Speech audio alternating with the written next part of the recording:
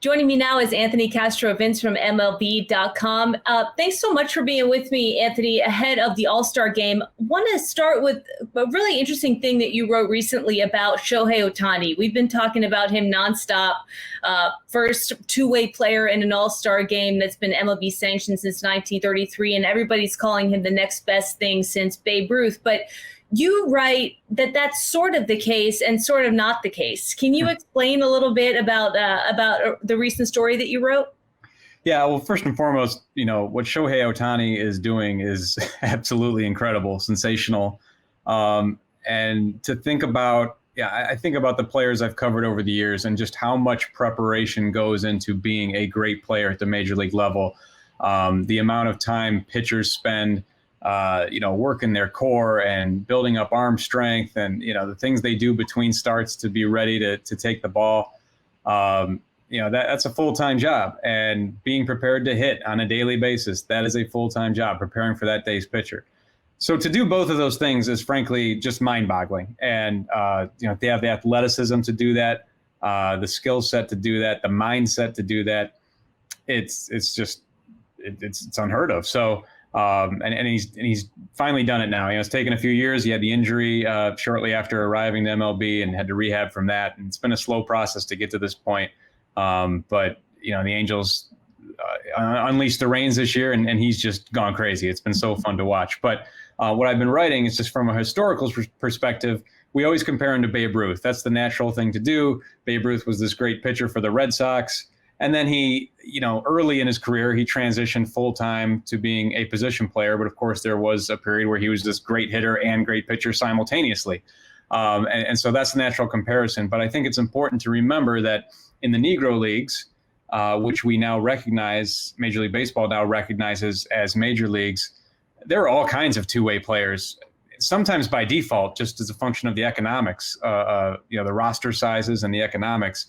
Players played both ways, but there were some legitimately great two-way players in the Negro Leagues. And there's actually 3 players in the National Baseball Hall of Fame who were two-way players, Martin Dihigo, Leon Day, and Bullet Joe Rogan. So what I wrote about Martin Dihigo this week was just, he actually played in an all-star game both ways, the way Ohtani is going to do on Tuesday night. So what Ohtani is doing is certainly historic in terms of Major League Baseball as we know it, and the All-Star game as we know it, dating back to 1933. Never happened before where a player is going to do what he's done. But Martin Dihigo in the 1935 East-West game, which was the Negro League's answer to the All-Star game, he started the game in center field, played the entire game in center field, and then came on the mound to pitch in the 11th inning, in extra innings, and wound up giving up the game-winning home run. So hopefully it ends better for Ohtani. But Dihigo is a talent whose name people should know, quite frankly.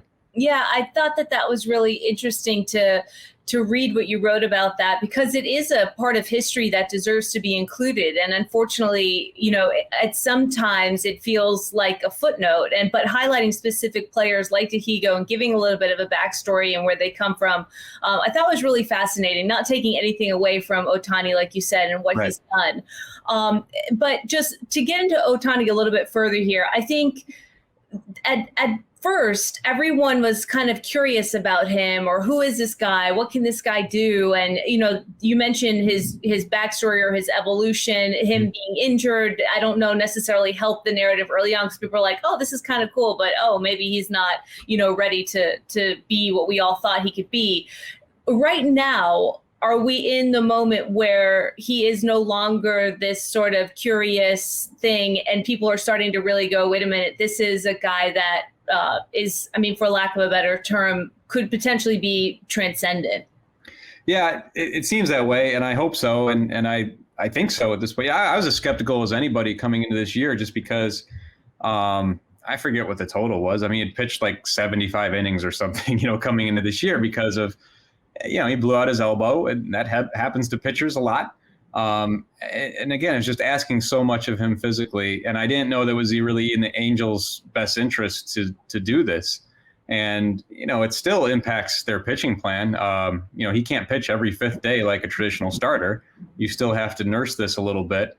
But by and large, they have, reduced the restrictions on him for this season. And it's worked great. And here we are at the midpoint. Now, unfortunately, I've seen enough baseball to know never take anything for granted. And especially when somebody's doing something like this, the injury risk is so high and the fatigue factor is so high. So let's see how things go in the second half. But again, I mean, the guy's a physical specimen, and, he relishes this and he loves this. And I think it's absolutely nuts that he's going to do the home run derby. He's going to play both ways in the All-Star game. He is just showing no fear, and I love it, but because so many players, bow out of the home run derby who could conceivably be there and do great in that event. They worry about screwing up their swings or tiring themselves out. And obviously nobody's ever done what he's going to do in the All-Star game proper. As I said, the Major League Baseball All-Star game. So just absolutely fearless and physical, and I hope he keeps doing historic great things because it's so great for the game. Yeah, I was really tickled by his initial comments when he talked about, having this opportunity to be a two-way player in the All-Star game. And he basically said, like, I'm just excited to see everything and do everything. And you mentioned, like, all these different things that he's doing. It would maybe make most players a little bit nervous. But, what does that tell you about his personality, or what should we know about who he is outside of the way that he's physically built, that he would not, in fact, shudder away from an opportunity to take all of this workload on with the potential for, what could ultimately be something dangerous? Yeah, I mean, you saw that really from the beginning with his decision to come to MLB at a young age and to attempt to do this.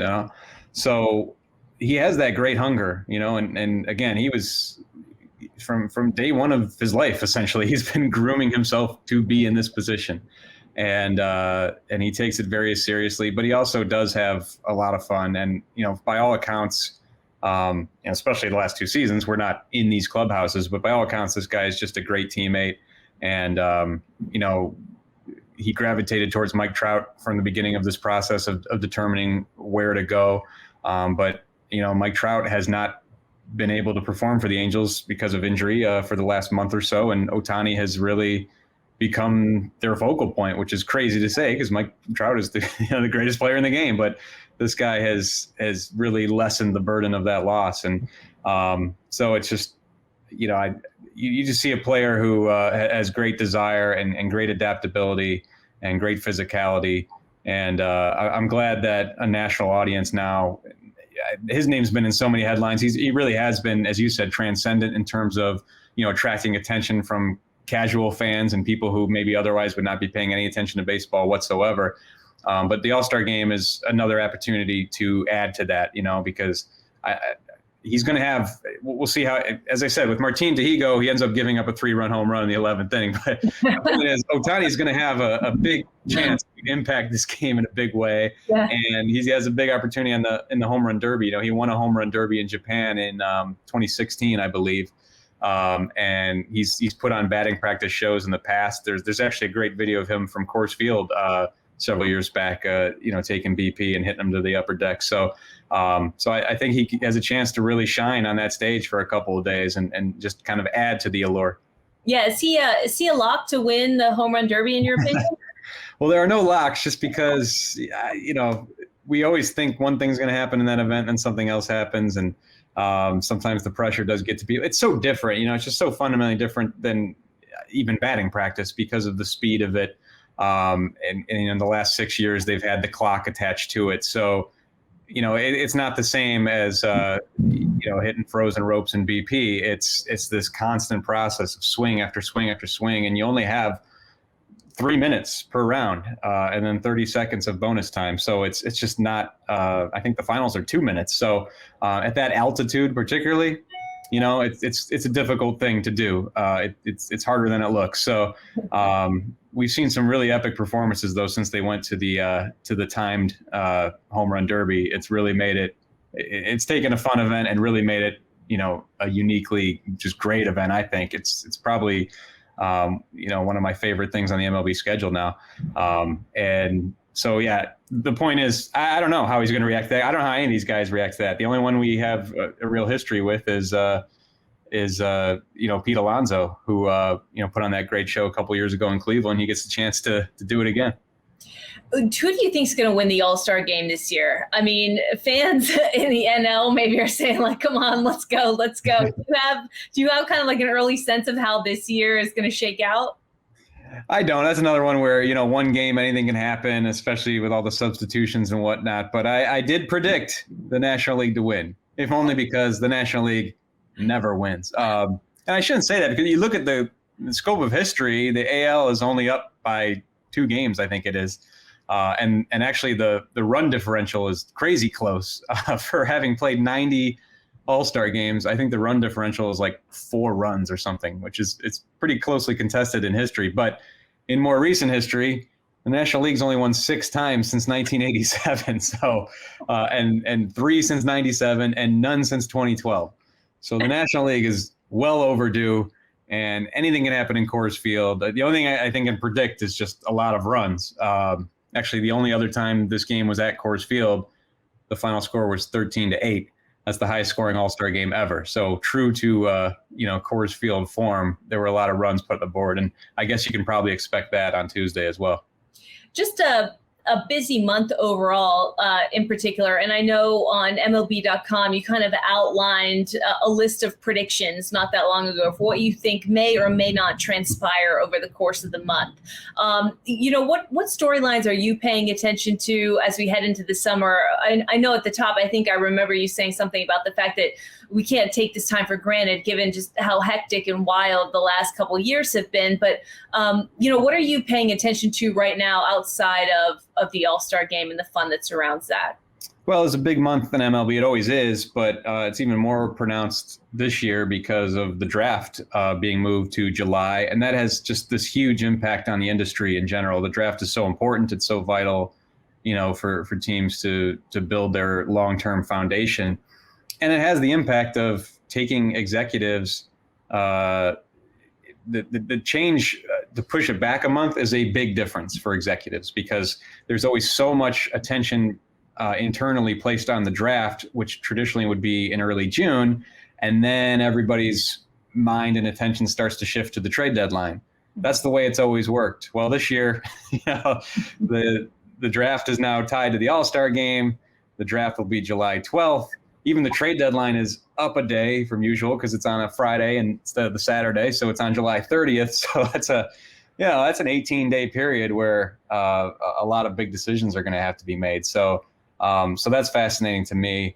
And the trade deadline will just be interesting. It always is, but it'll be interesting this year with, you look at the National League and you have, 3 juggernauts right now in the National League West. And then, our teams that are kind of middle of the road right now in the National League going to kind of shy away from making a big splash.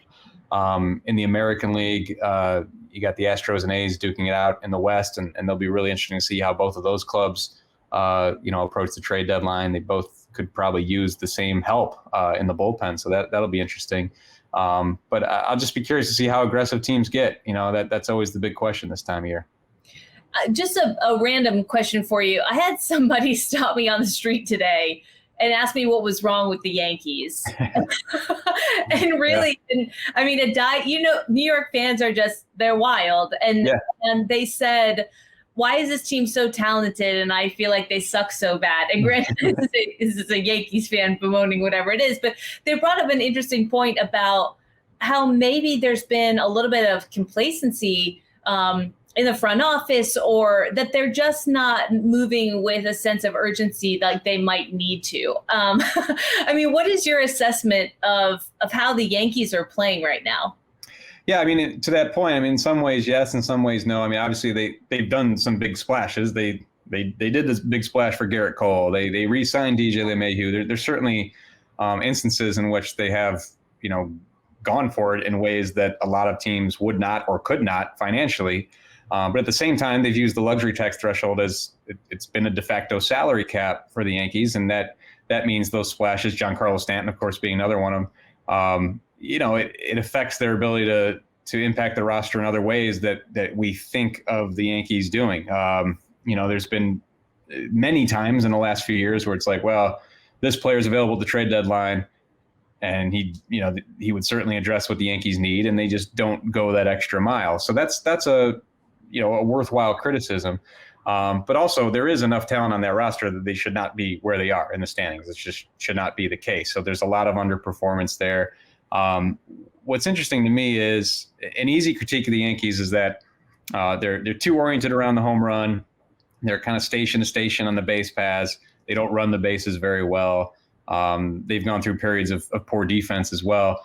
But all those things were true in previous years, and they're still, one of the best, if not the top run scoring teams in baseball over the last several seasons. So I really think a couple things have caught up to them this year, which is, the ball is a little deader this year. I think we've seen that in the way it's carried, and I think that is an impact right there. And then, the sticky substance issue has affected two of their best pitchers substantially in Garrett Cole and Aroldis Chapman midseason. So that has an impact as well. But there is definitely a malaise to that team that you just would not expect. And I guess my last point, and maybe it's an obvious one, is just, their players that they developed just haven't come through the way they do in have for other markets. Gleyber Torres and Gary Sanchez and Clint Frazier. These are guys they traded for at young ages or developed at young ages, and just they haven't become the stars they were expected to be, and that's kind of held them back as well. All right, I'm gonna steal all that stuff and pass it along. There you go. Next stranger on the street, you'll be ready. Yeah, the next time I see him at the corner bodega buying a pretzel, I'm gonna say, "Hey, by the way, I talked to Anthony Castrovince. I got that answer for you." Anthony, thanks so much for being with us. Enjoy the All-Star game. Really appreciate the insight. Thank you. Thanks for having me. All right, check him out on MLB.com.